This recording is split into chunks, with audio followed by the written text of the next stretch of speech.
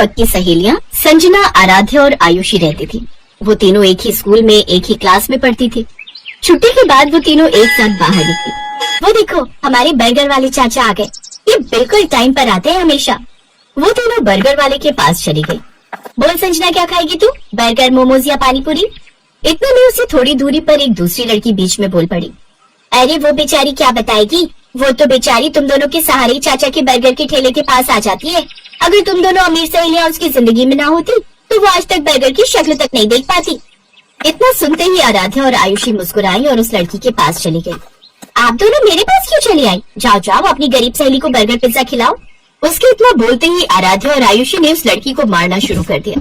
उन दोनों लड़कियों को रोकते रहे लेकिन वो लड़कियां नहीं रुकी और उसे मारती रही। तूने ही कहा था ना कि हम दोनों बहुत अमीर हैं। ये ले पैसे, अपना इलाज करा लेना। उम्मीद से ज्यादा ही पैसे हैं।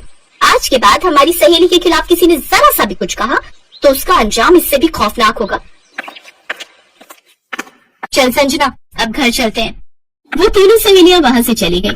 तभी चाचा ने उस लड़की से कहा, बिटिया, मुझे लगता है कि आज के बाद आप किसी भी गरीब का मजाक नहीं उड़ाओगी। तो इस तरह से उन तीनों की दोस्ती के चर्चे पूरे स्कूल में थे।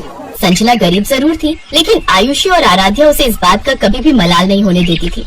रास्ते में, मैं कितनी खुशनसीब हूँ कि मुझे तुम दोनों जैसी सहेलियाँ मिली। तुम दोनों इतनी ज्यादा अमीर हो, तुम दोनों के पिताजी की खुद की कंपनियां चलती हैं, फिर भी तुम दोनों मुझसे कितना प्यार करती हो। तुम दोनों को तो किसी बड़े अमीरों वाले स्कूल में पढ़ना चाहिए। अगर आगे से खुद को गरीब कहा तो मैं तेरा भी वही हाल करूंगी जो उस लड़की का किया था। तो इस तरह से उन तीनों की दोस्ती चलती रही। दिन बीतते गए और एक दिन संजना के गांव में बहुत भयंकर बाढ़ आ गई। 2-3 दिन संजना स्कूल नहीं आई। एक रोज छुट्टी के समय, आयुषी 3 दिन हो गए संजना स्कूल नहीं आई। चल उसके गांव चलते हैं, कहीं बारिश की वजह से बुखार तो नहीं आ गया। वो दोनों पैदल संजना के गांव की तरफ निकल पड़ी।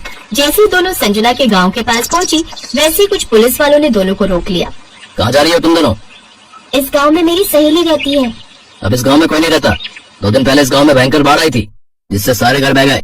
बहुत सारे लोगों की तो जाने तक चली गई। जो बच गए वो किसी तरह अपनी जान बचाकर भाग गए।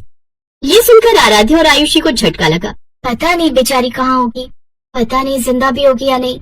ऐसा मत बोल आयुषी, हम जल्दी उसे ढूंढ निकालेंगे। उन दोनों ने संजना को ढूंढने की खूब कोशिश की पर वो नहीं मिली।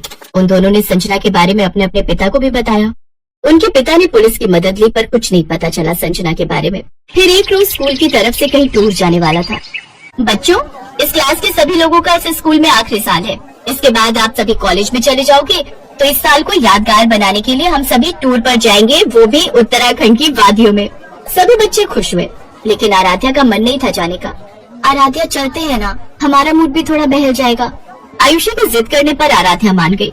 दोनों ने टूर वाली बात अपने पापा को बताई। तुम लोग इतनी दूर टूर पर जाओ, मैं तुम्हें नहीं रोकूंगा, पर तुम दोनों स्कूल बस में नहीं बल्कि अपनी कार से जाओगी। पंकज हर वक्त तुम दोनों के साथ रहेगा। आयुषी, मैंने आपके डैड से भी बात कर ली है, तुम दोनों मेरी ही कार से जाओगी। Okay okay uncle. अगले दिन वो लोग उत्तराखंड पहुंच गए। आयुषी, उस लड़की को देख, वो जो बकरी चरा रही है, ये तो अपनी संजना जैसी लग रही है। वो दोनों उसी लड़की के पास पहुंच गए। वो कोई और नहीं, संजना ही थी। संजना ने उन दोनों को देखा। तीनों का गला भर आया। तीनों बहुत कुछ बोलना चाह रही थी पर आवाज ही नहीं निकल रही थी। पता है, हमने तुझे कहाँ कहाँ नहीं ढूंढा, अचानक से गायब हो गई तू। सब कुछ बताऊंगी। आओ, यही पास में मेरा घर है, चलोगी नहीं? क्यों नहीं चलेंगे? हाँ चल चले। तीनों कार में बैठकर संजना के घर पहुंच गए। उसका घर कुछ खास अच्छा नहीं था। संजना के माता पिता ने खिड़की से उस कार को बाहर देख लिया और वो डर गए। ये इतनी बड़ी कार तो हमारे घर की तरफ आ रही है, कहीं ये लोग बैंक की तरफ से तो नहीं आए हैं? इनका आना तो बनता ही है। अगर हम टाइम पर लोन जमा कर देते तो ये लोग नहीं आते। अब ये लोग हमारे घर का सारा सामान उठाकर ले जाएंगे। संजना के पिता ये सब कुछ सोच ही रहे थे कि तभी आयुषी और आराध्या उनके घर आ गई। संजना भी साथ में थी। ये सब देखकर वो दोनों हैरान हो गए। आराध्या, आयुषी बेटा, आप दोनों यहाँ इतनी दूर? चाचा, ऊपर वाले ने आखिरकार आप लोगों से मिलवा ही दिया।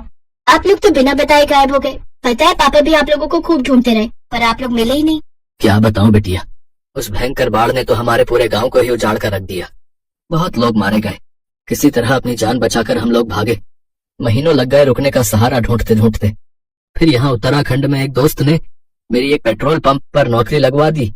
फिर लोन लेकर हमने ये छोटी सी झोपड़ी बना ली है। शकुंतला, मुझे तो यकीन ही नहीं हो रहा है कि जो मैं देख रहा हूँ वो सच है या कोई सपना। सही कहा आपने। ये दोनों बहुत बड़े घर की बेटियां हैं, फिर भी हमारी संजना से इन्होंने आज तक दोस्ती नहीं तोड़ी। अगर पूरा देश ऐसा ही हो जाए तो ये देश फिर से महान बन जाएगा। अम्मा, तुम तो जानती हो कि ये दोनों मेरी बचपन की सहेलियां हैं। हम तीनों को पूरा स्कूल जानता था। एक बार तो मुझे किसी ने गरीब कह दिया तो इन दोनों ने उसकी खोपड़ी फोड़ दी। तुम तीनों की दोस्ती देखकर तो मुझे अपना पुराना भारत याद आ गया। अच्छा, तुम तीनों गप्पे मारो, मैं सबके लिए चाय बना कर लाती हूँ। अरे नहीं अम्मा, आप तो मुझे पाप चढ़ा देंगी। मैं अभी चाय बना कर लाती हूँ, तुम दोनों यहीं बैठो। अम्मा जी, आप दोनों बैठो, आज हम तीनों मिलकर चाय बनाएंगे, फिर आप बताना कि चाय कैसी है। हाँ माँ जी, हम तीनों बेटियों के होते हुए भला आप क्यों चाय बनाएंगी।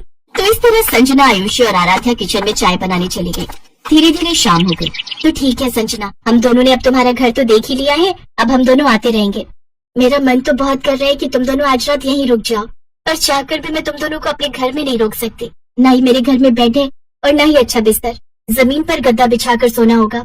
तभी उसकी माँ ने कहा, अरे बेटा, रात होने वाली है, इतनी रात में कहाँ जाओगी। क्यों संजना, मैंने सही कहा ना। अब संजना को मजबूरी में हाँ कहना पड़ा। तभी उन दोनों ने अपने अपने पिता को फोन कर दिया। पापा, यहाँ हमें संजना मिल गई, लेकिन वो लोग जिद कर रहे हैं कि आज रात रुक जाओ, तो क्या मैं रुक सकती हूँ। ठीक है, रुक जाओ, मैं तुम्हारे प्रिंसिपल और पंकज से बात कर लेता हूँ। कल मैं भी आ रहा हूँ संजना बिटिया से मिलने।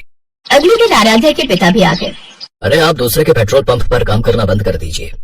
मैंने अपने गांव के पास ही पेट्रोल पंप खोला है, आप लोग वहीं वापस चलिए, क्योंकि वो पेट्रोल पंप आपको ही मैनेज करना है।